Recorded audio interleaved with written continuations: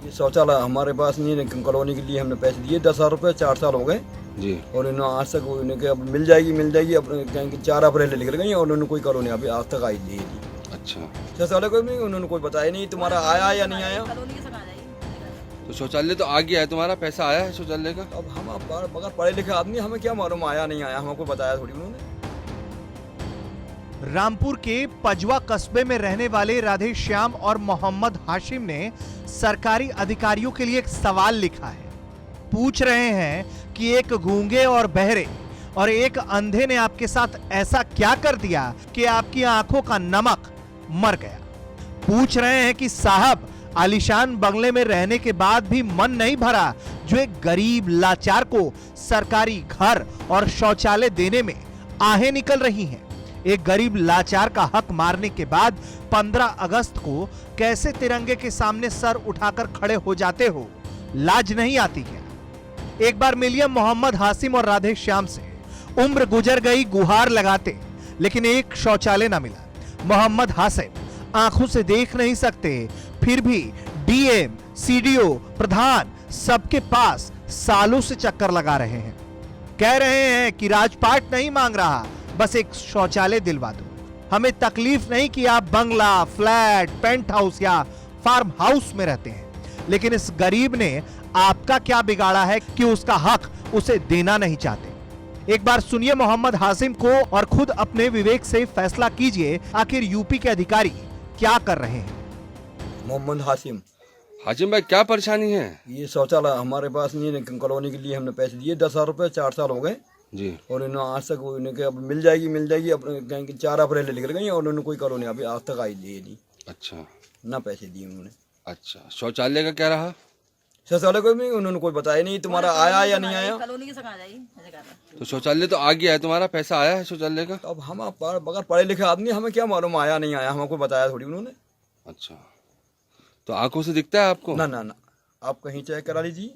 अच्छा, तो किसी से शिकायत की तुमने अब तक? डीएम से करी। क्या कहा डीएम साहब ने? बोले आ जाएंगे देखने के लिए, जांच कर लेंगे इसकी। तो क्या चाहते हो तुम? भाई हम कॉलोनी चाहते हैं, लोगों में ऐसी बात थोड़ी है, कॉलोनी हमें मिल जाना चाहिए हमें। और शौचालय? शौचालय भी ये साथ में गया था, साथ में आएगा तो ना कॉलोनी है ना शौचालय है, कुछ भी नहीं है। ये तो कहानी का पहला भाग है जनाब। अब चलिए आपको दिखाते हैं कहानी का दूसरा भाग।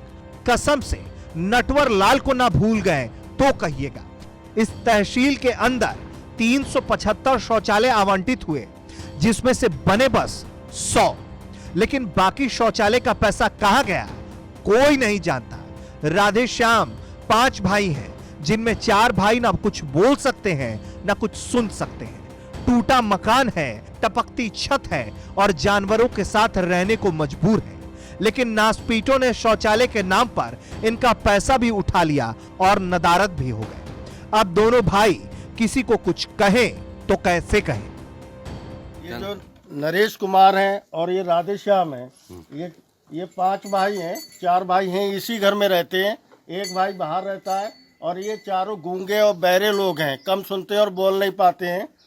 और इनका नरेश कुमार का और राधे श्याम का शौचालय आया है शासन से, स्वच्छ भारत मिशन के तहत, लेकिन कहीं कोई शौचालय इनका नहीं बना।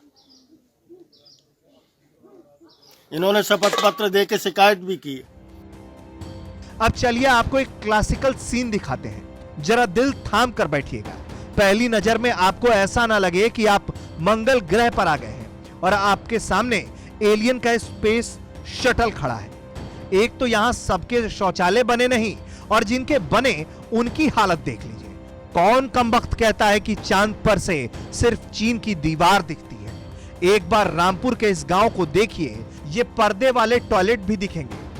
अगर आप गोरखपुर और वाराणसी के आर्किटेक्ट को महान मान रहे हैं तो भूल जाइए, रामपुर वाले उनसे 4 कदम आगे हैं। जरा दिल बड़ा करके देखिएगा।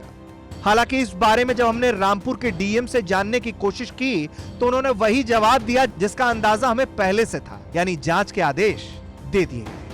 इस मामले में मेरे पास एक शिकायत आई थी। उस शिकायत के आधार पर मैंने मुख्य विकास अधिकारी को और जिला पंचायती राज अधिकारी को इसकी जांच करने को कहा था। जांच अभी चल रही है। प्रथम दृष्टया ये बताया गया है कि ऐसा नहीं है कि सारे शौचालयों का मतलब 375 शौचालयों का पैसा निकल गया और बने कम है।